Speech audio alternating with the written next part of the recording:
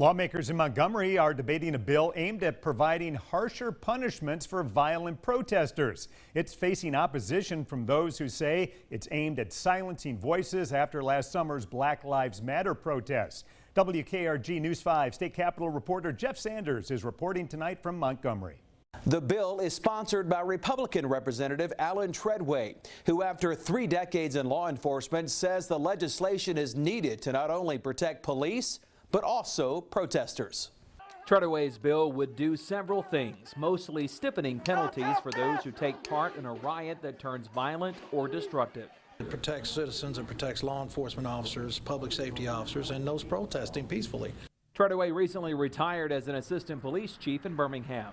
He says violent riots in the city following the death of George Floyd made him realize that it's too easy for outside forces to come into a city and cause destruction without much punishment. At the end of the day, we have to have a deterrent for this type of behavior and crime, and we're not acknowledging that. We're not acknowledging that folks are coming in and planning devices that are hell-bent on destruction.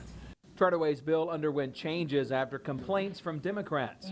Some of the changes include reducing the hold time in jail for a protester from 48 hours to 24 hours. But even with the changes, social change advocates like Camille Bennett with Project Say Something say it's still not enough. It feels like it's up to the discretion of each law enforcement officer. And it's that discretion and vagueness in the bill's language she says concerns her most and could be used to prevent any form of protest, violent or peaceful. I will have to reckon with, am I going to be a martyr and face jail, possible prison time?